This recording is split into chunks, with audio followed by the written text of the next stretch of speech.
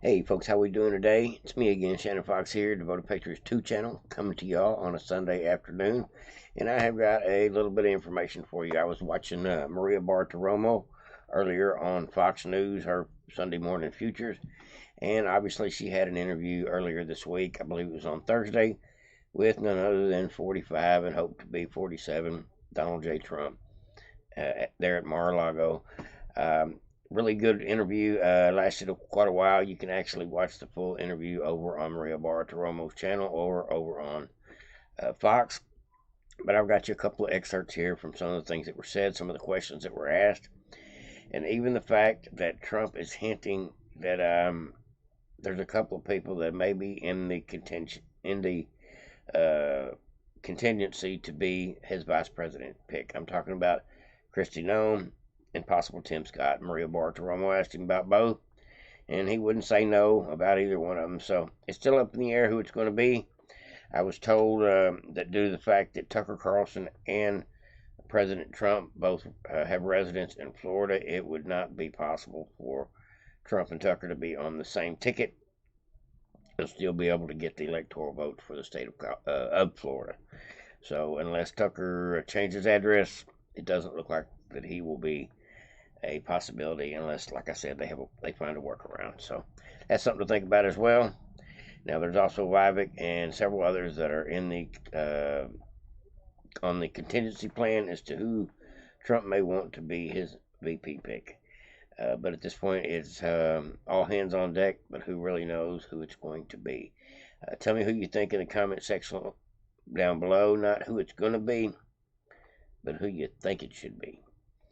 I'm going to go ahead and let y'all know on the next video who I think would be the best person for the job. Somebody that could actually take over the job if, God forbid, something happens to Trump, or somebody that could actually take over the presidency 4+ years from now to continue the MAGA movement. Now let's go ahead and get into some of this Maria Bartiromo stuff.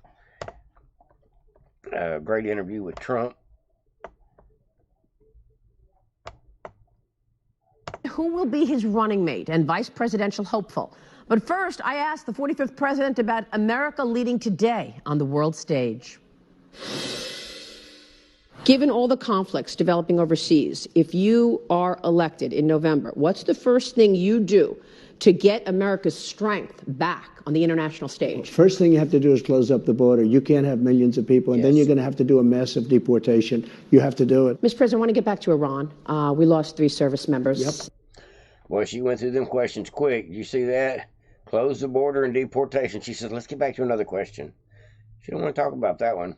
I don't think so. Not too much. But I think that is probably the biggest issue on the presidential ticket right now as far as policies. People want the border closed, and they want a better economy, and they want a stronger president. They want a reduced crime rate, and they want accountability in government against criminals. Even accountability in the news and the media for all these lying propagandist pundits. That would be nice as well. But let's go ahead and get back into it, folks. Last week, may they rest in peace, in Jordan, an enemy drone from Iranian-backed proxies launched that deadly drone strike, killed our heroes. What should be the proper response? Before you go too far, would have never happened with me. I had Iran in check. Do you know, we hit them very hard for something that they did, and they had to hit back. They feel they have to do that, and I understand that. Do you know they called me to tell me we're going to hit a certain location, but we're not going to hit it. It's going to be outside of the perimeters. Who called you? Iran called me. Iran called for me. And they let us know, and we had 16 missiles went off. I believe it was 16. 6 or 7 failed in the air. When was this? This was prior to the attack on a fort that we had where they hit back. Do you remember when they sent 18 missiles or 16 missiles? 5 failed. They let us know, don't move. We're going to have to hit you back. Psychologically, we have to do that because we hit them on something. You remember. They sent 16 or 18 missiles, and we knew they weren't going to hit inside the fort. And the media was going, and now I reveal it.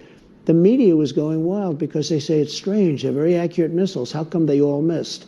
Nobody was killed, if you remember. Yes, with all I of those do. missiles, nobody was killed. Now, they had to do it because they have people and they have to show strength.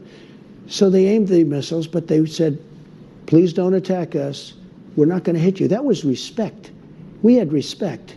When we took out Soleimani, you know, Israel was supposed to do it with us. You know, that's a great point he brings up. Sometimes people got to blow stuff up in order to look like they're fighting back, even though they're not actually hitting hard targets.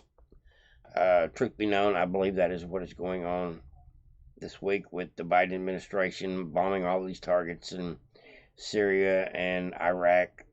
In reality, they're probably giving, most likely from all the reporting that's come out so far, that they are telegraphing in advance where they're going to be bombing, so the terrorists and the terrorist leaders have time to move around, so it's all able to happen with minimal amount of casualties, meaning it's all a program, a show, an opera.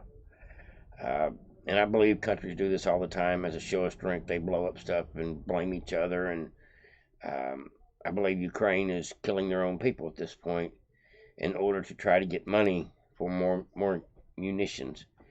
Just my opinion, but I've seen some reports that just make it look that way. That's why I believe Zelensky is having a huge problem of infighting with his generals, because they see that this meat grinder known as Ukraine right now is mostly just a messy laundromat at this point for all the money they can funnel through the country in the name of war. Now let's go ahead and get back into this. But Trump has got the right idea. He's talking about peace through strength. Smack them around if you have to. Sometimes you have to let them show their bravado in order not to lose face.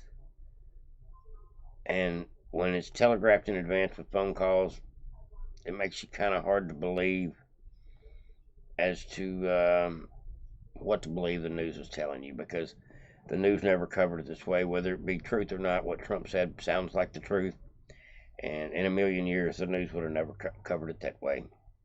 And so that just tells you a little bit about how the war machine works with the media. You never get the full story, just like all the bombing that's going on right now overseas. Who knows what the real truth is, what the real numbers are, and what the real strategy is, if they're not just bombing empty warehouses that they have telegraphed in advance. This is where our next target is. I believe that's the fact, folks. 2 days before the takeout, they said, we can't do it. We can't do it. I said, what? We can't do it. Then I had a certain general who's great. I said, so, General, do we do it ourselves? He said, we can, sir. It's up to you. I said, we'll do it. But Israel was a part of it. You know, Bibi was a big part of it. And we had everything planned, everything, because what he has done is terrible. What he did to us was terrible. Killed so many of our soldiers. Killed so many people. He's the father of the roadside bomb. You know that, right? And Soleimani, we can't, it was just incredible. And al-Baghdadi, I wiped him out too. Yeah. We took out al-Baghdadi, the founder of ISIS, that nobody could find except me, and Soleimani, father of the roadside bomb. Now, and beyond that, killed many people. He was going to attack 5 of our military bases, and we took him out. And we took him out without Israel, because Israel, 2 days before the attack, they said, we cannot participate. So, again, what should be the response from the United States? And what do you think about Biden's response? Well, if you're going to not want a widening war, then you're going to have to be a lot tougher initially. He showed his cards. Because right now, number one, he shouldn't even be talking about what he's going to do. He shouldn't say he's going to do anything. He's going to do much or very little. But he's incompetent. Everybody knows it. He doesn't even know. Somebody's making decisions in there. It's not him. You know, I don't mean to interrupt, folks, but I seen some breaking news earlier from Mike Johnson. He just realized this week, after having a harsh talking to with Biden about the border, that Biden is not only not in control making the decisions, but Biden doesn't believe that he has the power to control policy, including the borders and things. Meaning Biden is being lied to from his own side, and he's believing it, or he's using that his dementia as his excuse to just refuse to do anything to fix all these broken policies. Either way it goes, folks, it's a bad deal for the American people. We're probably not going to get much resolution on border fixes and impeachments of people like Mayorkas. Things of real substantive change for this country until we get President Trump back in office. That's just what I have to believe. The Biden administration, the people that are pulling the puppet masters, or the puppet masters that are pulling the strings today, not a one of them are held accountable, have to answer to anybody, and because they are controlling Biden the way they are, they're vicariously able to control the country with very little opposition, because Biden is basically the point man / idiot for all these bad policies that he can't defend, deny, or even begin to understand what he's doing. And so that puts the Democrats in a pretty good position. They knew what they were doing when they put in a puppet. And all I can say about that is, folks, we got 274 days. And this country's going to change with a quickness. You will see. He is look, when it comes to a lot of countries, I think he's a Manchurian candidate because he receives money from China. He gets a lot of money from China. People say, I wonder why he's so weak on China. He gets a lot of money from China. Any thoughts on a response to Iran, or you don't want to discuss it? I can't tell you what I do. I know exactly what I do. It's subject to change, of course, but I know exactly what I do. You know, there were a lot of stories, you covered it a long time ago, that Iran had no money to give to Hamas or Hezbollah. They had no money. And they were all going out of business. All these terror outfits were going out of business. I said, anybody that does business buys oil, because that's their big deal, essentially business, but oil in particular. Anybody that buys from Iran will do no business with the United States. Everybody stopped. They were selling almost nothing. They were almost out of business. They would have had a deal with me within 2 weeks after the election. Now, the deal is a very simple deal, no nuclear weapon. They're going to have a nuclear weapon in the next 60 days. And once they have a nuclear weapon, it's a whole different story. It's a whole different negotiation, whole different deal. And Biden allowed them to do this. He's allowed them, and now they're a very wealthy country. They are a country with over $200 billion, and they control Iraq. Another stupid thing that we did. Going into Iraq was a stupid thing. Remember, I used to say, don't do it, but if you do it, keep the oil. Would you still send aid to Israel right now? Look, we've always got to protect Israel, in my opinion. They've been, you know, they're amazing people. What they've done it's an amazing thing, and they've been loyal to us. Mr. President, when will you announce who your VP is? Not for a while. I mean, we have so many great people in the Republican Party, but not for a while. Well, what criteria are you using to identify who your running mate is? Always, it's got to be one thing. It's got to be who would be a good president. I mean, you always have to think that because, you know, in case of emergency, things happen, right? No matter who you are, things happen. It's got to be number one. Who is your running mate? Well, I have a lot of good people. We have a lot of really good people. So you haven't decided who it is? I have a lot of good ideas, but I haven't. And there's no reason to do that quickly. So you haven't told that person, you're my person? I speak to everybody. I speak to everybody. You know, I called Tim Scott because a lot of people like Tim Scott. I called him and I said, you're a much better candidate for me than you are for yourself. When I watched him, he was fine. He was good, but he was very low-key, et cetera, et cetera. I watched him in the last week defending me and sticking up for me and fighting for me. I said, man, you're a much better person for me than you are for yourself, because for himself he was low-key. For me, he's been a real tiger. He's been incredible, and others have too. So maybe it's Tim Scott. Well, it could be a lot of people, but it was interesting. I was watching Tim. I've been watching, you know, for a while. I watched him campaign as a candidate, but I watched him over the last 2 weeks. As you know, he endorsed me, fully endorsed me, gave me a beautiful endorsement. And he has been really strong in terms of that. No, but that has nothing to do. I don't want anybody to take even any inference, but it's incredible. Kristi Noem has been incredible fighting for me. She said I'd never run against him because I can't beat him.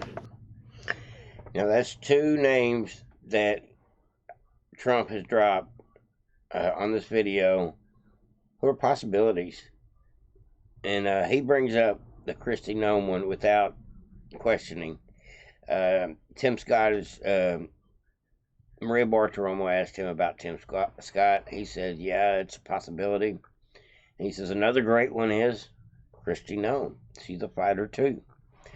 So there, it has been floated that Kristi Noem is in the candidate list to be picked for VP. And considering Trump just mentioned it, it's even that much greater of a possibility. Tell me what you think in the comment section down below as far as who should be Trump's VP pick. Not who's it going to be, but who you think it should be. Now, I've got a couple more clips here for you folks. I wanted to bring y'all real quick. Now, Nikki Haley went and did an all-time low.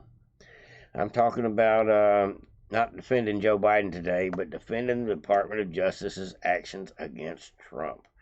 Now, if that doesn't say she's a uniparty, neocon, Department of Justice loving, Democrat in disguise, nothing does. It's a real issue, Dana. I mean, you know, we saw that he's got multiple court cases. I haven't necessarily kept up with them. I'm not a lawyer.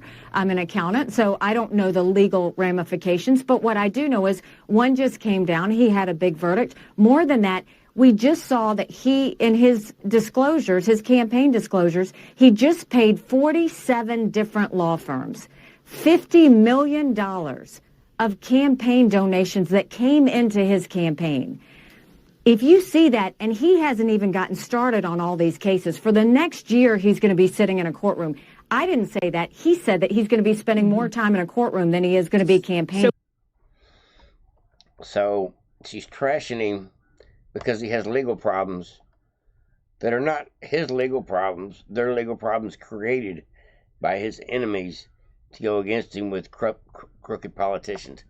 Well, after Nikki Haley had the balls to get on the air and talk this trash about Trump, basically defending the Department of Justice's actions and saying, see, look, Trump's not the right man for the job. He's going to be busy having to fight for his freedom versus the American people's needs.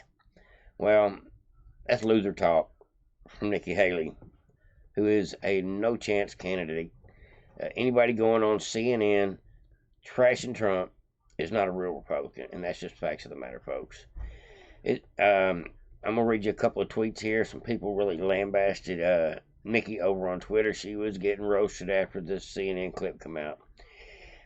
Righteous Crusader tweeted, is it Donald Trump's fault that Democrats have weaponized the Justice Department, the justice system, and are using lawfare to interfere in this election? What a Democrat tool you are to give legitimacy to these third world tactics in an attempt to disqualify him as a candidate. I will never vote for you. I'm with you, sir. I believe that is absolutely my sentiment as well. Laugh out loud. She's auditioning for a CNN job. Another tweet come out says Nikki Haley should be condemning the unjust prosecutions of President Trump, not trying to use them as a political ammunition against him. Well said. She is not winning over any MAGA voters. All Haley is doing is proving she is actually a Democrat. No wonder she is losing so badly to Trump. Nikki Haley celebrating Biden Gestapo DOJ. Have you no shame?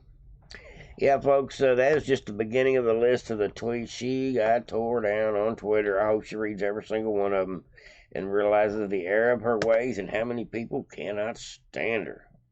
I'm telling you, folks, this lady is a cretin.